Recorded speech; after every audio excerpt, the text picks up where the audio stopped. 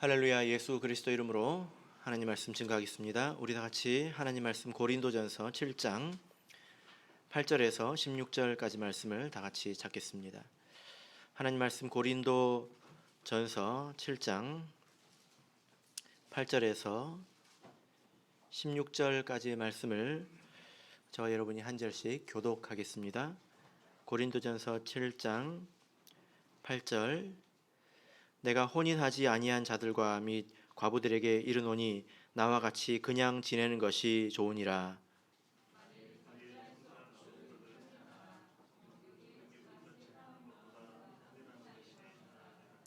네, 큰 목소리로 같이 잘 읽어주시면 좋겠습니다. 10절. 혼인한 자들에게 내가 명하노니 명하는 자는 내가 아니요 주시라.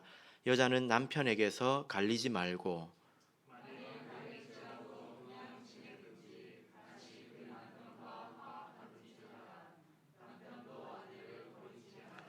그 남은 사람들에게 내가 말하노니 이는 주의 명령이 아니라 만일 어떤 형제에게 믿지 아니하는 아내가 있어 남편과 함께 살기를 좋아하거든 저를 버리지 말며.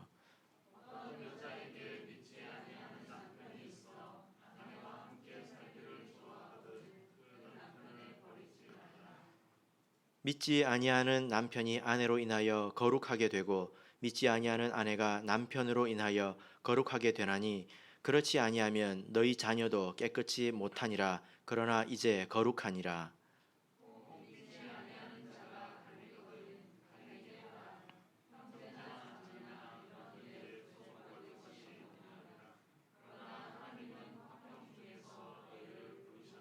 같이 읽겠습니다. 아내 된 자여 내가 남편을 구원할는지 어찌 알 수 있으며 남편 된 자여 내가 내 아내를 구원할는지 어찌 알 수 있으리요. 아멘. 네, 오늘 이 시간은 결혼에 대한 주의 명령과 바울의 권면이라는 제목으로 하나님 말씀 증거하겠습니다. 오늘 주제도 역시 결혼에 관한 것입니다. 또 가정에 관한 것이라고도 할 수 있죠. 이 결혼이라는 주제를 놓고 보자면 이 대한민국 사회에는 굉장히 다양한 생각들이 존재합니다. 우리 한국이 유교의 영향을 많이 받지 않았습니까? 그런 가부장적인 그런 제도 속에 오래 있었기 때문에 우리 말 속에 또 어떤 분위기 속에 그런 이제 생각들이 많이 녹아 있습니다. 출가 외인 뭐 이런 개념들이 녹아 있다는 거죠. 그래서 시집을 간다, 또 시집을 온다 이런 말을 하지 않습니까? 누가 시집을 간다고 하죠? 또 어떤 경우에 시집을 온다 이렇게 말합니까? 그런 것을 생각을 해보면 그런 말 속에 이미 이제 가부장적인 그런 유교의 사상이 많이 녹아 있다는 것입니다. 또 연로하신 분들은 이런 생각을 이제 고사하고 계시지요. 그런데 요즘 사회 흐름을 보면 또 이와 정반대로 흘러가고 있는 것을 볼 수가 있습니다. 요즘 텔레비전 주제를 프로그램을 보면 그 주제들이 그 결혼에 대한 것들이 많이 있죠. 근데 일반적인 결혼에 대한 주제가 아니라 특수한 문제들을 다루고 있는 경우가 많은 것 같습니다. 예를 들면 독신이라든지 또 이혼, 또 육아 뭐 이런 주제들을 말입니다. 그래서 세상에는 굉장히 다양한 생각이 있고 그리고 또 그 경향은 이것이 개방적으로 변하는 데 있는 것 같습니다. 그러다 보니까 교회도 이런저런 것에 영향을 받을 수 있고 결혼에 대한 생각이 혼재할 수 있는데요. 만약에 우리가 이런 그 결혼에 대해서 우리가 생각을 잘 정리하지 못하면 여기에서 큰 실수를 할 수도 있게 됩니다. 그래서 이 결혼이라고 하는 것은 돌이키기 힘든 문제이지 않습니까? 이런 문제가 생길 수 있다는 것입니다. 그래서 우리가 오늘 말씀을 통해서 결혼 그리고 혹은 또 이혼 이런 주제에 대해서 가장 기본적인 사실들에 대해서 우리가 배울 수 있는 것입니다. 자, 오늘 말씀을 보시면요. 먼저 당시의 교회 상황을 말씀드리면 교회가 결혼이라는 주제로 인해서 굉장히 혼란을 겪었다는 것입니다. 제가 처음 신앙생활을 시작할 때 그 부모님이 신앙생활을 이렇게 반대를 하시고 또 구도자로 오신 분들 가운데도 그 가족들이 신앙생활을 반대하는 경우가 있는데 그 경우가 이렇게 뭐냐면은 어떤 사례를 드는 거예요. 뭐냐면 어떤 사람이 종교에 푹 빠져가지고 가정을 팽개치고 또 남편도 제대로 이렇게 돌아보지도 않고 그리고 가정에 있는 재산을 다 갖다 바치고 그래서 집안이 풍비박산이 났다. 예, 뭐 이런 이야기를 이제 꺼냅니다. 실제로 교회에 그런 일이 있다면 만약에 믿지 않는 남편이 그런 일을 당했다면 몽둥이를 들고 찾아올지도 모릅니다. 근데 고린도 교회는 이런 일들이 종종 있었던 것 같아요. 왜냐하면 당시 이렇게 분위기가 육신적인 것은 악하다. 뭐 이런 생각이 있었기 때문에 결혼을 하지 않으려고 했고 결혼을 했어도 때로는 동침하지 않으려고 했고 또 심지어 이혼하려고 하는 그런 분위기가 있었다는 것입니다. 만약에 교회에서 이 가정을 놓고 이런 그 문제가 생긴다면 교회가 얼마나 혼란스러웠겠습니까? 그죠? 고린도 교회 상황이 이랬기 때문에 바울 사도가 결혼에 대해서 아주 침착하게 또 하나하나 경우의 수를 나누어서 오늘 말씀에서 설명하고 있습니다. 세상이 굉장히 많이 바뀌어 가고 있는데요. 우리 교회에서도 앞으로 어떤 경우를 만날지 어떤 일을 만날지 우리가 잘 모릅니다. 그렇지 않습니까? 예, 그래서 우리가 성경적인 원칙을 분명히 알아야 이런 일에서 실수하지 않는다는 거예요. 어떤 그 자매님이 있었는데 그 남편으로 인해서 고생을 이렇게 많이 했습니다. 그 남편이 그 집을 떠났는데요. 15년이 되었습니다. 그 15년 동안 그 아내가 자녀 둘을 이제 키우면서 고생을 굉장히 많이 했습니다.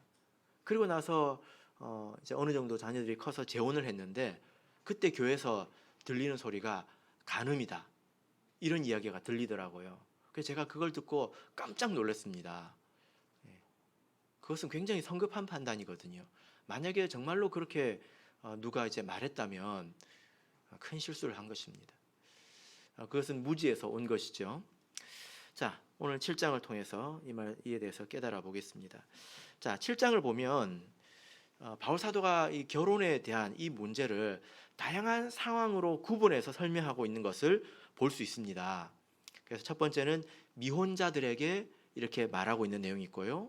그리고 결혼한 사람들에게는 또 이런 이야기를 하고 있습니다.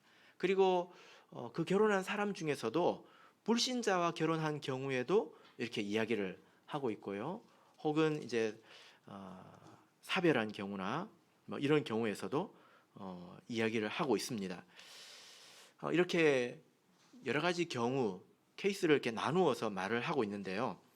바울 사도는 이런 경우에 대해서 그 안에서 이것이 어떤 것은 주의 명령이다. 또 어떤 것은 권면이다. 이렇게 나누어서 또 설명을 하고 있습니다. 이것이 굉장히 특징적인 표현이죠. 그러니까 바울 사도가 얼마나 엄밀하게 이것을 설명하려고 했는지 정확하게 설명을 하려고 했는지 우리가 엿볼 수가 있습니다. 그래서 6절을 보시면 내가 이 말을 함은 권도요 명령은 아니라 이렇게 말을 하고 있죠. 자, 10절을 보시면 명하는 자는 내가 아니요 주시라. 이것은 명령이다. 이렇게 말하고 있습니다. 그 다음에 12절을 보시면 그 남은 사람들에게 내가 말하노니 이는 주의 명령이 아니라 이것은 주의 명령이 아니라 내가 권면하는 것이다. 이렇게 말을 하고 있습니다. 그리고 25절을 보시면 처녀에 대하여는 내가 주께 받은 계명이 없으되 이것에 대해서는 명령은 없지만 내가 권면한다. 이렇게 말을 하고 있습니다. 자, 그래서 우리가 이 전체의 말씀을 이해하기 앞서서 이 명령과 권면이 어떤 차이를 가지고 있는지를 이해하는 것이 중요합니다. 이것은 우리 신앙생활에서도 중요한데요. 명령은 주의 명령이라고 하니까 이것은 반드시 지켜야 되는 것. 또 권면은 안 지켜도 되는 것. 이렇게 생각을 하면 이 오늘 본문의 말씀을 이해할 수가 없습니다. 뿐만이 아니라 우리 신앙생활에도 문제가 많이 생길 거라고 생각을 합니다. 명령은 지켜야 되는 것이고 권면도 지켜야 되는 것입니다. 그런데 명령이라고 하는 것은 조건에 관계없이 무조건 지켜야 되는 것입니다. 그런데 권면이라고 하는 것은 상황에 따라서 선택이 달라질 수 있다는 거예요. 상황에 따라서 지켜야 되는 내용이 다르다는 것입니다. 그래서 이것저것이라고 말을 할 수가 없는 거예요. 그래서 권면은 상황에 따라서 최선의 선택을 해야 되는 것을 이제 말을 하는 것입니다.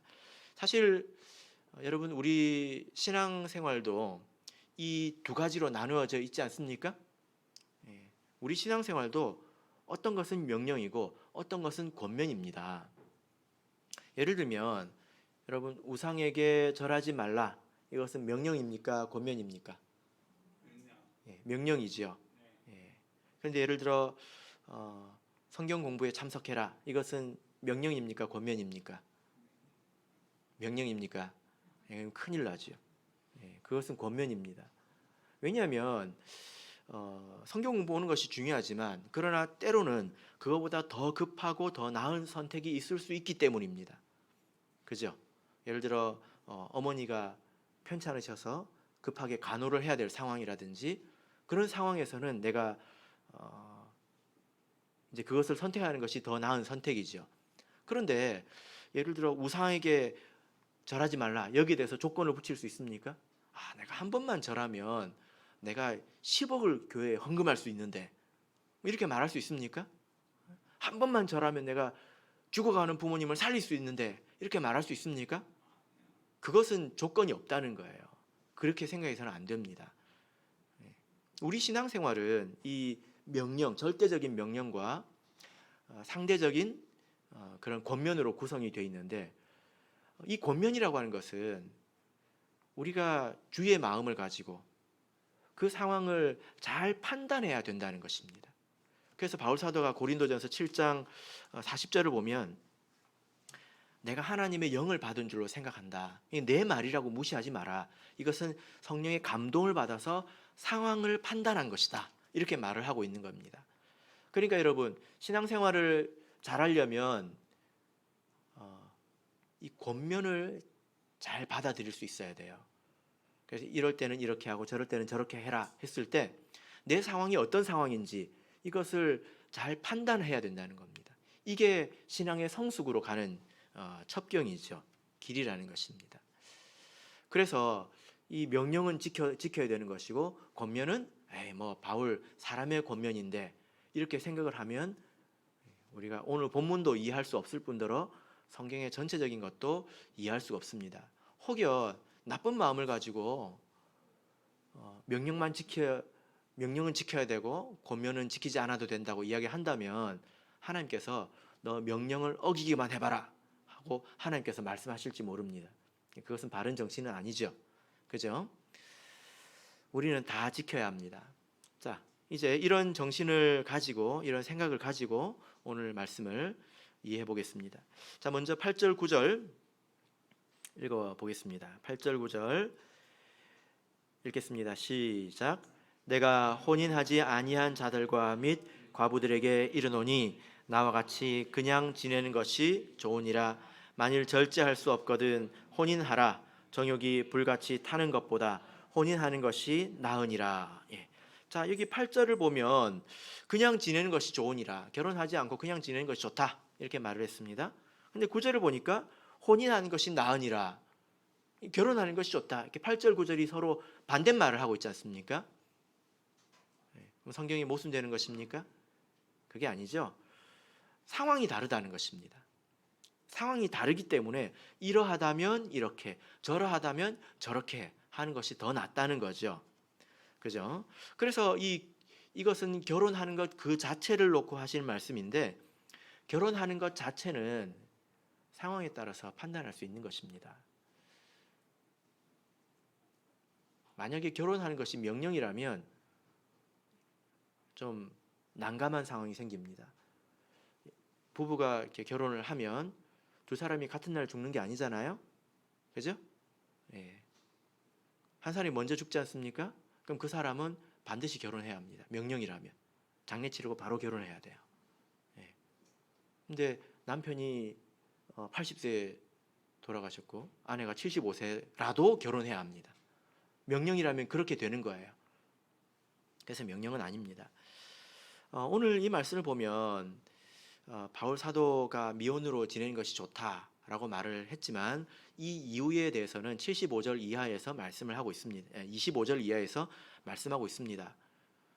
근데 이 음행의 관점에서 만약에 절제할 수 없다면 그런 관점에서는 결혼하는 것이 더 낫다, 이렇게 판단을 하는 거죠.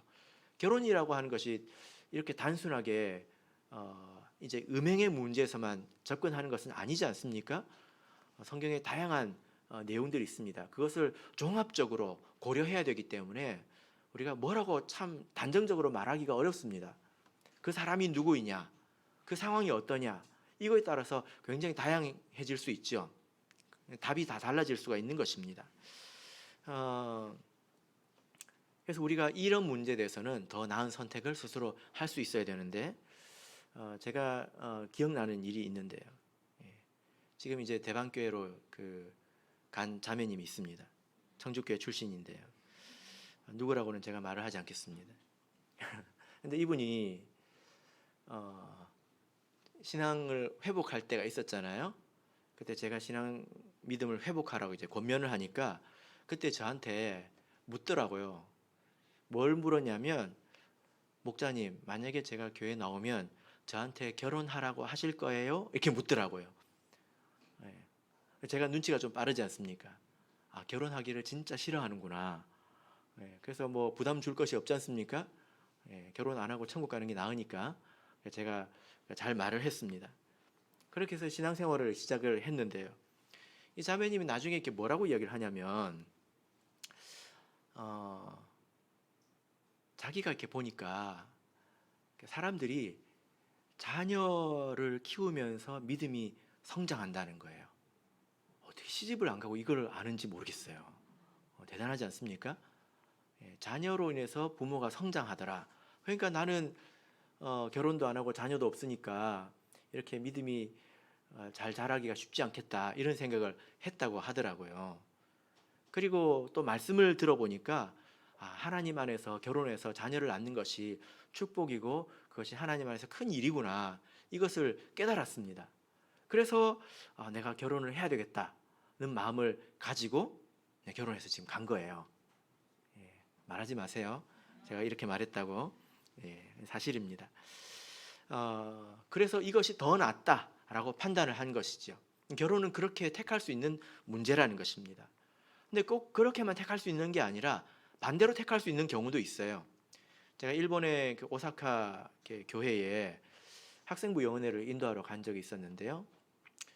그 교회는 굉장히 미약한 교회입니다. 피아노 반주를 할 사람이 없었는데, 영어회 때 피아노 반주를 할 사람이 없어요. 그래가지고 가서 이제 보니까 저기 동경에 있는 황형제라고 하는 분이 일주일간 휴가를 내고 오사카 교회 영어회, 학생부 영어회에 오셨더라고요. 근데 동경에서 오사카로 오는 왕복하는 경비가 상당히 비쌉니다. 수십만 원 합니다. 우리나라보다 훨씬 더 교통비가 비싸죠. 그리고 일주일 동안 휴가를 내려고 하면 그 비용도 만만치 않잖아요. 그죠? 그렇게 와가지고 피아노 반주하고 그리고 식사 준비도 같이 도와주고 이런 일을 하셨는데, 그분이 미혼이에요. 저보다 나이가 조금 한두 살 많았던 것으로 기억하는데 미혼입니다. 그래서 와가지고 학생 몇 명을 앉혀놓고 제가 이렇게 통역을 통해서 영어회를 인도를 하고 있는데, 그분하고 이제 정요수아 집사님이란 분이 저 뒤에 학생처럼 딱 앉아 있더라고요. 그래서 제가 앞에서 강의를 하면서 느끼는 게 어떤 느낌이 드냐면, 마치 이렇게 병풍을 쳐놓은 것처럼, 바람이 부는데 병풍을 쳐놓은 것처럼 굉장히 마음이 평안하고 안정감이 느껴졌습니다. 마치 하나님께서 천사를 보내셔가지고 다 호위하고 있는 것처럼 그렇게 느껴지더라고요. 근데 만약에 그분이 결혼을 하셨으면 일주일간 휴가를 내고 집을 떠나서 이렇게 그런 일을 할 수 있었을까요? 나중에 알고 보니까 그분이 그렇게 교회를 섬기고 또 연약한 교회 가서 봉사하고 이런 것을 굉장히 좋아하고, 또 그렇게 혼자 사는 것에 대해서 아무런 어려움을 느끼지 않는 분이더라고요. 그건 은사이죠. 그것이 또 더 낫다면 또 그것이 또 나은 선택이 될 수 있습니다. 그래서 결혼이라고 하는 것은 권도입니다. 명령이 아니라 권면이라는 것입니다. 자, 이제 10절, 11절을 보겠습니다. 10절, 11절 읽겠습니다. 시작. 혼인한 자들에게 내가 명하노니 명하는 자는 내가 아니요 주시라. 여자는 남편에게서 갈리지 말고 만일 갈릴지라도 그냥 지내든지 다시 그 남편과 화합하든지 하라. 남편도 아내를 버리지 말라. 예. 자, 이 말씀을 보시면 이제 혼인한 자들에게 내가 명하노니, 만약에 이제 결혼을 했다면 이라고 말합니다. 여기서 말하는 혼인은 두 부부가 주 안에 있는 경우를 말합니다. 그래서 한 육체가 되었을 때를 말합니다.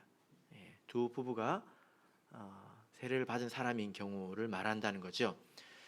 결혼은 선택이지만, 그러나 그 선택이라고 해서 내 마음대로 선택을 한다는 것이 아니라 내 상황을 영적으로 잘 분별해서 더 좋은 선택을 해야 될 의무가 있다는 거예요.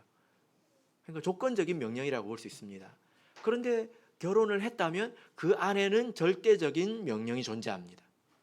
그것이 무엇입니까? 주 안에서 결혼했다면 여자는 남편에게서 갈리지 말고, 이것은 결혼했다면 이혼할 수 없다. 이것이 무조건 이혼할 수 없다. 이것이 주의 명령이라는 겁니다. 마태복음 19장을 보겠습니다. 예수님께서 이렇게 말씀을 하셨죠. 마태복음 19장 3절에서 9절 보겠습니다. 마태복음 19장 3절에서 9절까지를 제가 읽겠습니다. 3절. 바리새인들이 예수께 나와 그를 시험하여 가로되 사람이 아무 연고를 물론하고 그 아내를 버리는 것이 옳으니이까? 예수께서 대답하여 가라사대 사람을 지으시니가 본래 저희를 남자와 여자로 만드시고 말씀하시기를 이러므로 사람이 그 부모를 떠나서 아내에게 합하여 그 둘이 한 몸이 될지니라 하신 것을 읽지 못하였느냐? 이러한즉 이제 둘이 아니요 한 몸이니 그러므로 하나님이 짝지어 주신 것을 사람이 나누지 못할지니라 하시니, 여짜오되 그러면 어찌하여 모세는 이혼 증서를 주어서 내어버리라 명하였나이까? 예수께서 가라사대 모세가 너희 마음의 완악함을 인하여 아내 내어버림을 허락하였거니와 본래는 그렇지 아니하니라. 내가 너에게 말하노니 누구든지 음행한 연고 외에 아내를 내어버리고 다른 데 장가드는 자는 간음함이니라. 자, 여기를 보시면 어떤 이 바리새인들이 예수님께 나와서 예수님을 시험하는 질문을 했습니다. 이 질문은 상당히 준비되고 기획된 것인데 어떤 식으로 대답을 해도 외통수로 몰아넣을 수 있는 그런 카드가 이제 준비되어 있는 질문이에요. 그래서 뭐라고 물었습니까? 어떤 이유라도 아내를 내어버리는 것이 옳습니까? 이렇게 물어본 것입니다. 여기서 대답을 잘못하면 바로 칼이 들어오죠.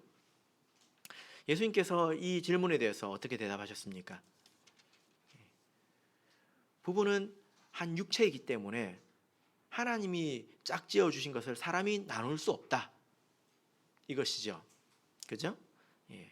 그래서 구절을 보시면 그 한 사람이, 부부 중에 한 사람이 음행한 이유 외에 이혼을 하면, 그리고 다른 데 장가들면 그것은 간음이다. 이렇게 이야기를 했습니다. 그러니까 이혼이라고 하는 것은 간음은 아니에요. 예. 왜냐하면 믿음 안에 이제 부부가 있는데 서로 이혼을 했다. 이것이 간음은 아닙니다. 왜냐하면 하나님 보시기에 그들은 여전히 부부이거든요. 이혼이라고 하는 것은 뭐 법적이고 인간적인 것이지 않습니까? 물론 그것이 좋은 것은 아니지만, 그래서 이혼을 해도 하나님 보시기에는 부부입니다. 그래서 본문에 가서 보시면 7장 11절 보면 만일 갈릴지라도 그냥 지내든지 다시 그 남편과 화합하든지 하라. 만약 이혼했다면 떨어진 상태로 다른 데 재혼하지 말고 그냥 지내라. 아니면 다시 합하라. 거기서 다른 데 결혼하면 그때 간음이 성립이 되기 때문입니다. 이해되십니까? 그래서 이혼한 후에 다른 데 결혼을 하면 그것은 간음이 됩니다. 만약에 믿음 안에 부부가 있는데 어떤 이유로 이혼을 했습니다. 근데 한 사람이 먼저 다른 데 결혼을 했어요. 그럼 이 사람은 간음죄를 짓는 것이고 나머지 한 사람은 자유를 얻는 것입니다. 이 사람이 재혼을 했을 때는 그것은 간음이 아닙니다. 이렇게 되는 거예요. 자, 그래서 절대적인 명령은 이혼할 수 없다. 이것입니다. 자, 이제 12절부터 16절까지가 남았죠. 자, 이 경우는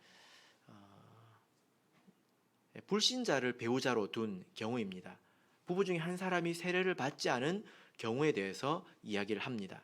자, 먼저 우리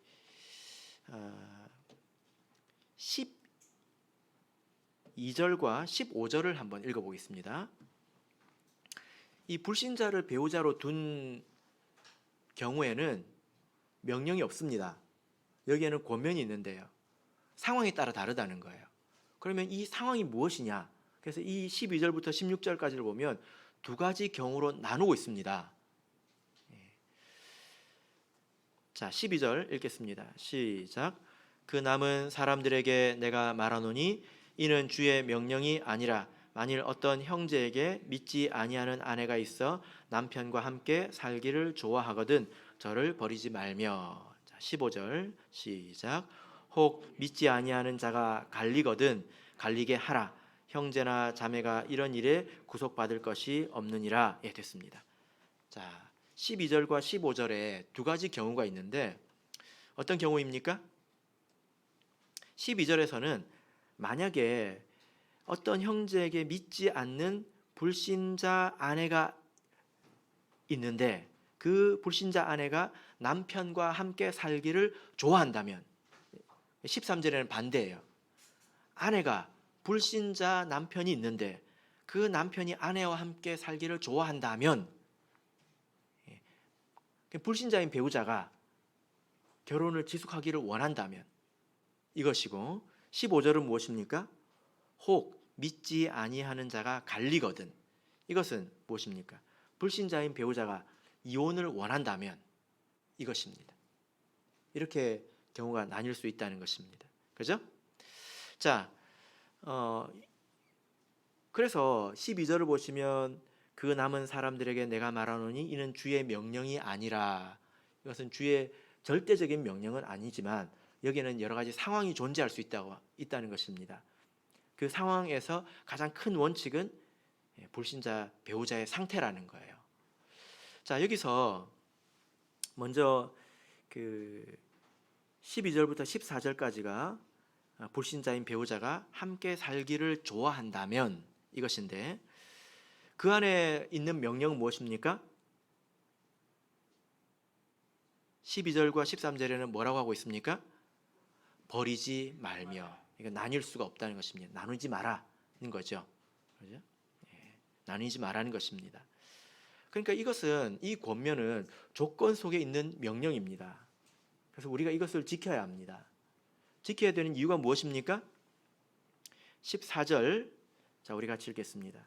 14절 읽겠습니다. 시작. 믿지 아니하는 남편이 아내로 인하여 거룩하게 되고 믿지 아니하는 아내가 남편으로 인하여 거룩하게 되나니 그렇지 아니하면 너희 자녀도 깨끗이 못하니라. 그러나 이제 거룩하니라. 이 14절이 있기 때문입니다. 이 말씀을 우리가 잘 이해를 해야 되는데요. 믿지 아니하는 남편이 아내로 인하여 거룩하게 된다. 이것을 원문으로 이렇게 보면, 직역을 해보자면 믿지 않는 남편이 아내 안에서 거룩하게 되었다, 이렇게 되어 있습니다. 그리고 믿지 않는 아내가 남편 안에서 거룩하게 되었다. 그렇지 않다면 너희 자녀도 깨끗하지 못한데 지금은 거룩하다, 이렇게 되어 있습니다. 잘 이해가 되십니까? 쉽게 이해하기가 어렵죠. 이것은 사실 놀라운 표현인데, 믿지 않는 남편이 아내 안에 있다, 이렇게 말하고 있습니다. 이게 무슨 말일까요? 그래서 그 안에서 거룩해졌다, 이렇게 말하고 있습니다. 원문을 보면 완료형으로 되어 있습니다. 거룩해졌다, 이렇게 되어 있습니다. 거룩해졌으면 좋겠다, 거룩해지지 않을까? 이게 아니라 거룩해졌다, 이렇게 되어 있습니다. 이것은 항상 이런 것은 아닙니다. 항상 그런 것은 아닌데 어떤 경우에는요. 아내가 예를 들어 이제 아내가 신앙생활을 하고 남편이 불신자인 경우에 이런 경우가 많죠. 이런 경우에 어떤 경우를 보면 그 아내가 신앙생활을 잘 할 경우에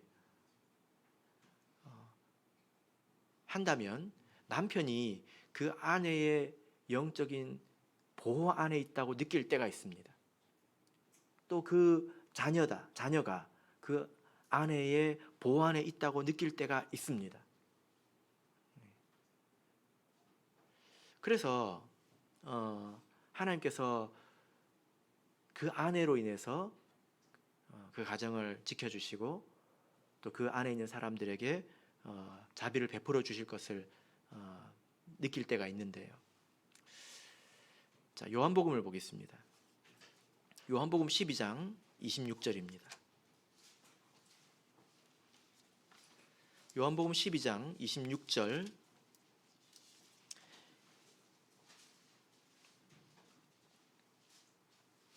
요한복음 12장 26절 읽겠습니다. 시작. 사람이 나를 섬기려면 나를 따르라. 나 있는 곳에 나를 섬기는 자도 거기 있으리니 사람이 나를 섬기면 내 아버지께서 저를 귀히 여기시리라. 자, 여기 보면 하나님께서 어떤 사람을 귀히 여기신다라고 말하고 있는데 여기서 귀히 여긴다는 것은 그냥 귀하게 여긴다는 게 아니라 존중한다는 것입니다. 굉장히 높이 우러러 본다는 뜻입니다. 하나님께서 떠받든다는 뜻입니다. 어떤 사람을 그렇게 존중하십니까? 존중히 여기십니까? 어떤 사람이 예수님을 따른다면 예수님을 따르기 위해서 기본적인 것은 자기를 부정하는 것입니다. 내가 가고 싶고 내가 하고 싶고 이런 것들을 부정하고 예수님을 따라가는 것을 말합니다. 그래서 예수님을 섬기는 것을 말하죠. 만약에 어떤 사람이 자기를 부정하고 하나님을 사랑하고 믿는 마음으로 예수님을 따라간다면 하나님이 그를 존중히 여기신다는 거예요.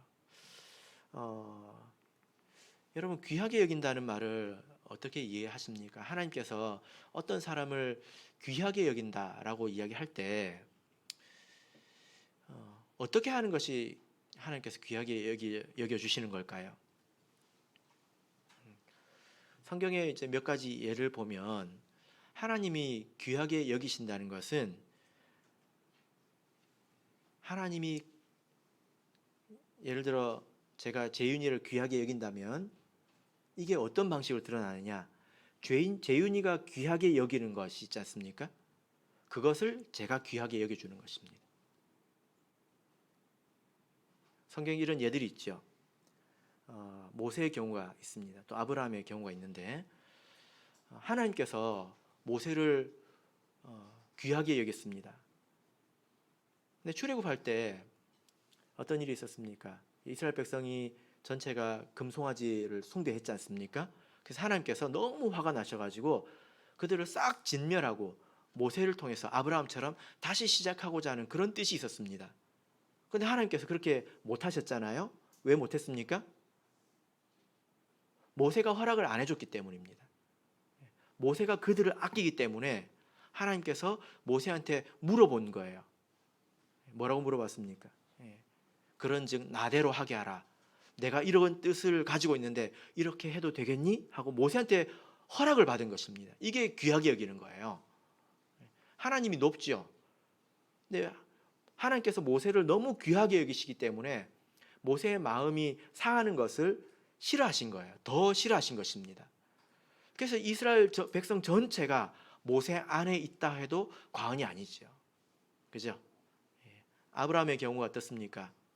하나님께서 소돔과 고모라를 멸하시려고 할 때 하나님께서 뭐라고 말씀하셨냐면 내가 지금 하려고 하는 것을 아브라함에게 숨기겠느냐? 이렇게 말씀하셨어요. 굉장히 중요하고 결정적인 일을 하려고 하는데 친구한테 숨기면 안 되잖아요. 아브라함은 하나님의 벗이라고 불렸단 말이에요. 나중에 그 친구가 와가지고 진짜 섭섭하네. 어떻게 나한테 말을 안 해줄 수 있나? 이 말 자체를 하나님이 감당을 못한 것입니다. 소돔과 고모라를 심판하는 것이 하늘에서 불을 쏟을 정도로 화가 나는 일이었지만, 그러나 아브라함 마음이 상하는 것보다 상하는 것이 더 두려운 일이었다는 거예요, 하나님 입장에서. 그래서 쉽게 생각해 보면 어린아이들이 집에 있는데 애들이 어떤 인형을 아끼잖아요. 먼지가 풀풀 나는 더러운 인형을 아끼지 않습니까? 근데 엄마들이 함부로 못 버리잖아요. 왜 못 버립니까? 애가 무서워서 못 버리죠. 그게 존중하는 거예요. 이런 일들이 가정에 있다는 것입니다. 만약에 하나님을 믿는 아내가 하나님을 감동한다면, 그리고 그 아내가 그 가정, 남편을 진심으로 아끼고 그 남편의 구원을 위해서 정말로 애타게 기도하고 또 그 자녀들을 믿음 안에서 양육하려고 애를 쓴다면 하나님이 그걸 아십니다. 그리고 그 자매를 귀하게 여기신다면 그 가정에 은혜를 베풀어 주십니다. 근데 아내가 불신자인 남편을 별로 대수롭지 않게 해요. 별로 기도도 하지 않고 천국 가면 좋지 뭐. 근데 될까? 그렇게 별로 귀하게 여기지도 않고 그 사람이 하나님 앞에서 사는 것도 시원찮아 가지고 하나님이 그들을 별로 아끼지 않아요. 이스라엘 백성이 수백만이 있었는데 하나님 그 중에 한 사람을 아끼지 않았습니까? 만약에 그렇다면 그 가정에 은혜가 없습니다.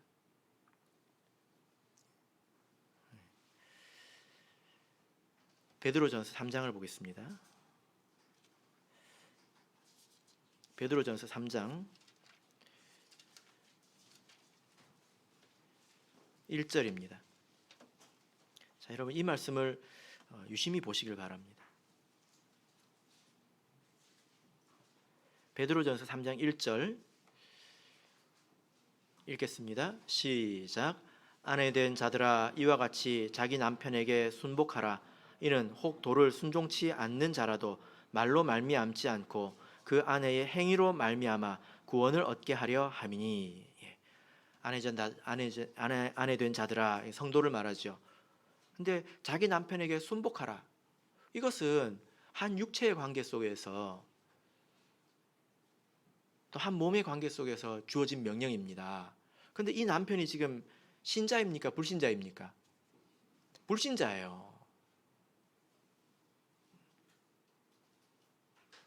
그런데 이렇게 하라는 겁니다. 그러면 그 아내의 행위로 말미암아서 그 남편이 구원을 얻게 된다는 것입니다. 이것은 분명한 하나의 길입니다. 우리가 신앙생활을 하면서 믿음 안에서 태어나서 내가 믿음이 약해서 이방 결혼을 했을 수 있지 않습니까?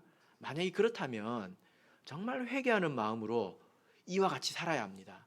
그래서 나로 인해서 하나님이 감동하셔서 가정을 구원해 주시도록 정말 회개하면서 살아야 합니다. 그런데 때로는 이방인으로서 결혼했다가 한 사람이 구원받을 수 있지 않습니까? 이때는 우리가 그것을 사명으로 여겨야 합니다. 나로 인해서 내 집이 구원받을 수 있도록 내가 아내로서 혹은 내가 남편이라면 남편으로서 의무를 다해야 합니다. 마치 믿는 가정인 것처럼 의무를 다해야 합니다.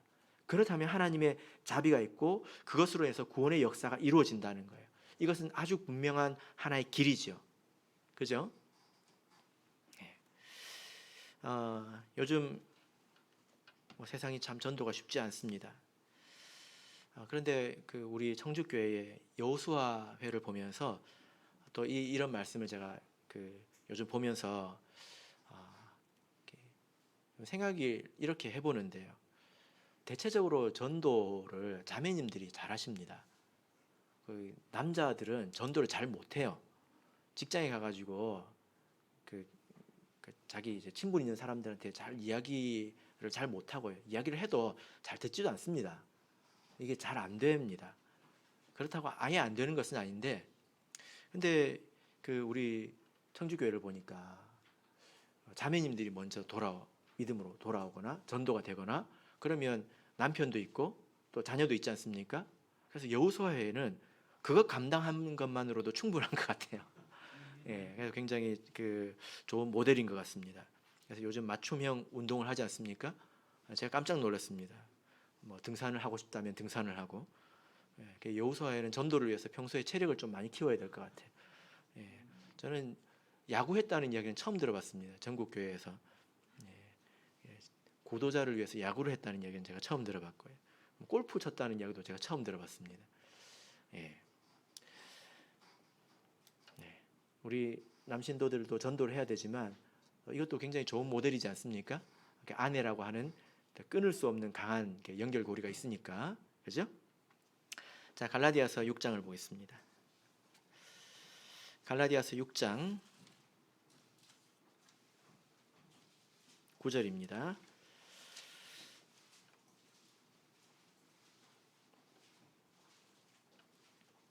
갈라디아서 6장 9절. 자, 읽겠습니다. 시작. 우리가 선을 행하되 낙심하지 말지니 피곤하지 아니하면 때가 이름에 거두리라. 예. 그동안의 결혼에 대해서 이제 쭉 말씀을 드릴 때 정상적인 아주 표준적인 것을 기준으로 이렇게 말씀을 드렸습니다. 그죠? 그래서 어떤 성도가 믿음 안에서 결혼하는 것이 어떤 의미가 있는지 주로 이렇게 말씀을 드렸습니다. 근데 사실 우리 교회에는 이렇게 부부가 온전히 신앙생활을 하지 않는 경우도 상당히 존재하지 않습니까? 그런 분들이 참고해야 될 말씀이 이 말씀입니다. 내가 하나님을 감동해야 합니다. 그것이 내가 가야 될 길입니다. 만약에 배우자가 시원치 않다면 사실은 내 믿음이 시원치 않다는 것이고, 또 내가 정말 양심적으로 하나님을 깊이 의지하고 성실하게 그들을 위해서 기도하고 살아가고 있다면 낙심하지 마십시오. 때가 있습니다. 좋은 때가 있습니다. 때가 이르면 거두게 될 것입니다. 이것이 하나의 분명한 길이라고 하는 거예요. 길. 불신자인 배우자를 가졌을 때 걸어갈 수 있는 길이라는 것입니다. 자, 이제 마지막 경우가 남았습니다. 고린도전서 7장 15절에서 16절입니다.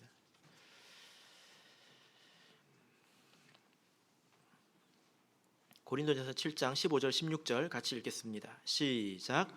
혹 믿지 아니하는 자가 갈리거든 갈리게 하라. 형제나 자매가 이런 일에 구속받을 것이 없느니라. 그러나 하나님은 화평 중에서 너희를 부르셨느니라. 아내된 자여 내가 남편을 구원할런지 어찌 알 수 있으며 남편된 자여 내가 내 아내를 구원할런지 어찌 알 수 있으리요. 예. 자, 여기 보면 그 부부 중에 한 사람이 불신자라도 하나님께서 아내, 남편이라고 부르고 있습니다. 근데 그것이 온전한 아내, 남편은 아닙니다. 그죠? 그러나 남편과 아내라고 부르고는 있습니다. 자, 여기서 어떤 경우를 말하고 있습니까? 남편이 이혼을 원한다면, 여기에는 여러 가지 경우가 압축적으로 요약이 될 수 있는데 사실 지금은 이런 경우가 많지는 않다고 봅니다. 그런데 전 시대적으로 이렇게 보자면 여자들이 남편으로 인해서 고통받는 경우가 많습니다. 특히 아내가 이렇게 그리스도인일 경우에 아내가 이혼하는 것을 싫어한다는 것을 알기 때문에 그것을 악용하는 경우도 상당히 있죠. 이제 그런 경우가 있습니다. 그래서 나쁜 짓도 하고 돌아다니고 또 집안을 홀대하면서 거의 이제 몸종처럼 부려먹죠. 아내는 인내하면서 살아가고 기도하면서 살아가고 이제 그런 경우가 있습니다. 만약에 남편이 그렇다면 이런 것에 구속받을 일이 없다. 이 말이 무슨 말입니까? 이혼해도 된다는 거예요. 예. 제 말이 아니죠? 예. 목사님이 왜 저렇게 말하지? 보십시오. 형제나 자매가 이런 일에 구속받을 것이 없느니라. 왜 그러냐면 그들이 한 육체가 아니기 때문입니다. 믿음 안에 있는 부부는 한 육체이기 때문에, 한 살덩어리이기 때문에 절대 나뉘어서는 안 됩니다. 근데 사실 한 사람이 불신자이면 한 육체가 아니기 때문에 나뉠 수 있습니다. 그죠? 그러나 15절에서 바로 이렇게 말합니다. 하나님은 화평 중에서 너희를 부르셨느니라. 그러나 그렇다고 해서 이런 것을 함부로 이용하지 마라. 화평을 위해서 하라는 것입니다. 그리고 이렇게 했을 때도 또 많은 어려움이 또 사실은 있지 않습니까? 이 말씀은 고통받는 그런 배우자에게 주시는 그런 말씀입니다.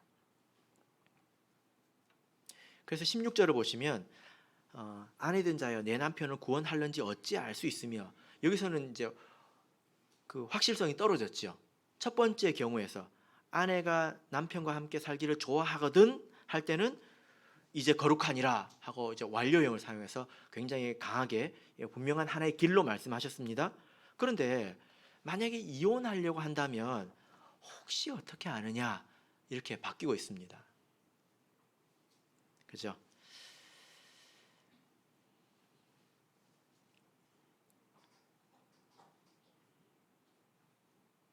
네. 지금까지 몇 가지 경우에 대해서 이렇게 말씀을 드렸는데요. 제가 시작할 때 말씀드린 어떤 그 자매님 15년 만에 재혼을 하셨다는 자매님은 사실 그 남편이 결혼 초기부터 두 집 살림을 했습니다. 그리고 그 아내를 이렇게 때렸는데요. 심지어 이제 벽돌을 가지고 때렸다고 이야기를 하더라고요. 그리고 15년 동안 그 혼자 특별한 기술도 없는 사람이 그 자녀를 키우려고 했을 때 그 시간이 얼마나 힘들었겠습니까?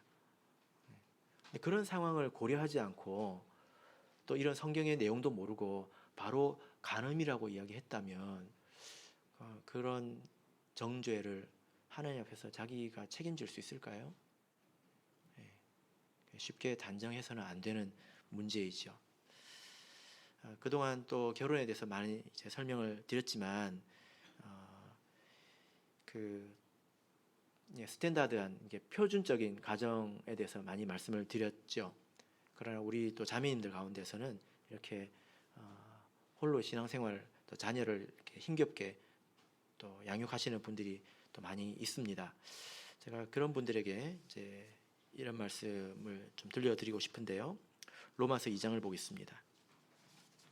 로마서 2장 28절, 29절을 보겠습니다. 로마서 2장 28절, 29절.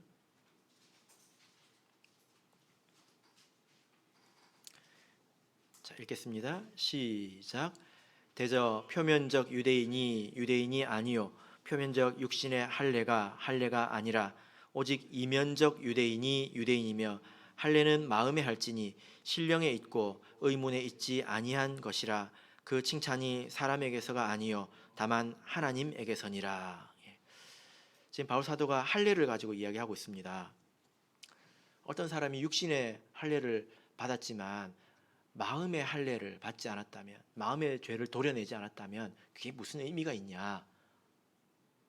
껍데기가 중요한 것이 아니라 내면이 중요한 것 아니냐? 이것입니다. 이것을 결혼으로 놓고 보자면 사실 믿음 안에서 두 부부가 있는데요. 남편은 아내를 사랑하지 않고 아내는 남편에게 순종하지 않는 경우가 종종 있습니다.